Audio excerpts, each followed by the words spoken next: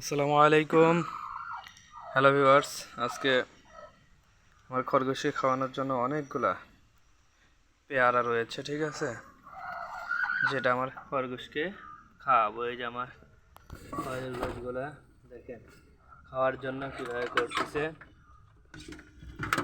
খরগোশ সবসময় একদম ব্যস্ত থাকে। এই যে এটা কি খাবি তোরা? এই পেয়ারা পেয়ারা তোদের আজকে আমি খাওয়াবো, বুঝছিস? দাঁড়া দাঁড়া, আগেরই দেখেন নিয়ে আসতে না আসতে দেখেন এখানে কামড় বসাই দিছে। আজকে আশা করা যায় আমার খরগোশগুলাকে সবগুলা পেয়ারা খাওয়াবো। দেখেন খরগোশগুলো কেমন করতেছে পেয়ারা খাওয়ার জন্য। ইনশাল্লাহ আজকে পেয়ারা খাওয়াবো, সবগুলাই খাওয়াই দিব আজকে। আছে 2টা 4টা, মোট 6টা পেয়ারা আছে। এই 6টা পেয়ারাই খাওয়াবো আমার খরগোশকে।